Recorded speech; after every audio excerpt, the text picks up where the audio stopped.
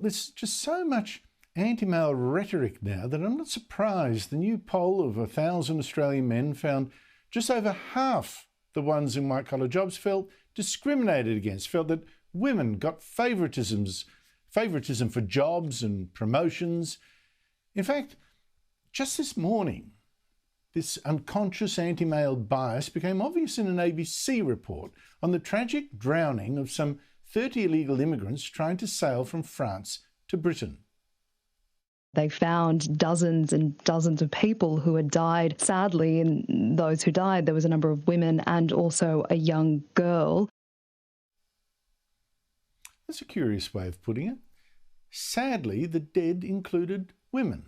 Would the ABC ever say, sadly, the dead included men?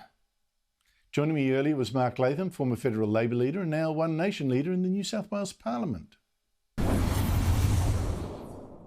What's going on here?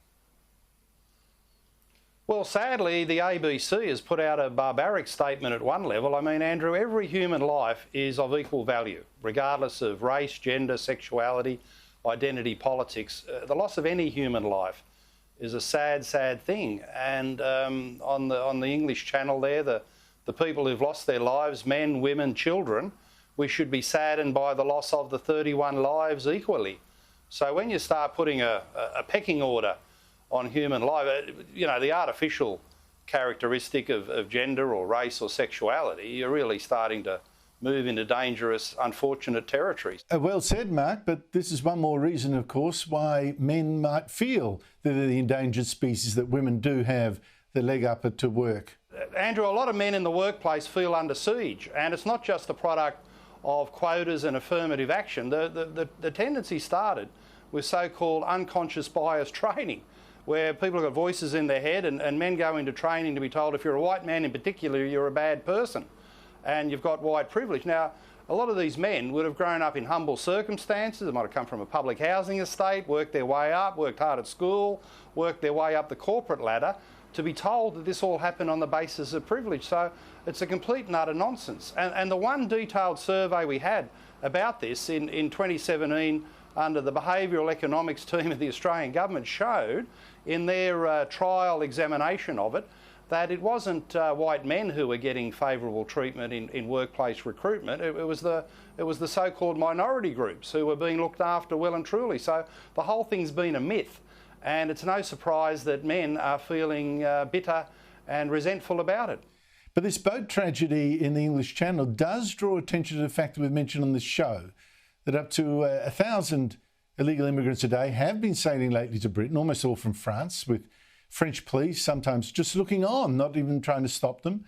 In fact, there's now been 25,000 illegal immigrants land this year, but in Australia, we've seen exactly this ourselves, Mark, including the drownings, back when Labor was last in government in Canberra. And it does raise the question for me, have enough Labor frontbenchers learned from that disaster? Well, it's worth remembering that under the Rudd-Gillard government, there were 50,000 attempted illegal arrivals in Australia, and 2,000 of those drowned, men, women and children, on the oceans between Australia and Indonesia. So hopefully the electorate hasn't forgotten, because I can tell you, the people smugglers would be gearing up for an Albanese government. I know from my time in Canberra, and he's never contradicted this, Albanese is rusted on for open borders. Albanese thinks it's an act of compassion to empower the people smugglers, the illegal boat arrivals, and have an open door policy. And I had raging rows with him back in the day where he was very much on the side of open borders. I put the argument for integrity in the immigration system, a Western Sydney perspective, and his response was at one time to say, oh, in Western Sydney, you're all racist about these things. That's why you're against the boat people. Well, that's not the case, and the tragedy under Rudd and Gillard has demonstrated it should never happen again, and we should take account of what's happening on the English Channel and ensure that Australia doesn't repeat those mistakes in the future. Mark, there's not just the bias against men, there's also obviously this new racial division that we've talked about quite often this year. The latest example, I read that New South Wales now is getting its own Aboriginal court just for Aboriginal offenders, people who at least identify as Aboriginal, and so-called elders in these cases then advise the judge on things like sentencing. It's a bit like Victoria's Koori Court. And to make things worse, the new Chief Justice in the ACT says she wants something similar. She says one thing she wants, and I'm quoting her, is to develop something in the justice system that engages respectfully with communities, as in Aboriginal communities she means, but it can't just come from white fellas telling black fellas what to do, which raises this question for me. Does Judge McCallum really believe that? Does that mean she, as a white judge, has no right to sentence a black fella? Well, it's a big worry. I mean, one of the founding principles of our society, our democracy, is equality before the law. It doesn't matter about your racial background or anything else, equality before the law.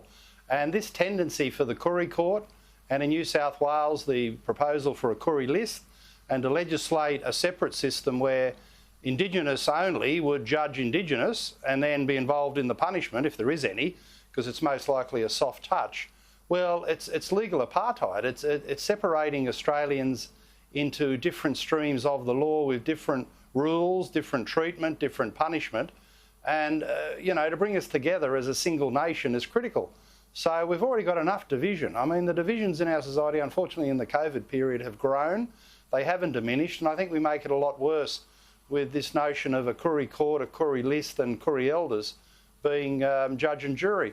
And it's all part of a broader push, Andrew. I mean, this is also true of lifting the age of criminal responsibility to get Indigenous out of incarceration. Well, the easiest way for Indigenous not to be in prison is don't break the law. And I would have thought measures aimed at reducing crime rather than reducing sentences would be the way to deal with that. Yeah, Mark, unfortunately, that's the way we're going. I mean, in Victoria, they're talking about now negotiating over a Victorian parliament just for Aborigines. So I just think we're heading down the road, as you put it, to apartheid. I think it's a disgrace. Well, I think it's racism come back and made to seem good. It's not. It's bad. New South Wales Parliament on Tuesday night, we had a new Liberal MP calling for the Indigenous voice in our parliament. So these divisions are spreading, and unfortunately, it's a trend not only in Labor, but Liberal and the National Party.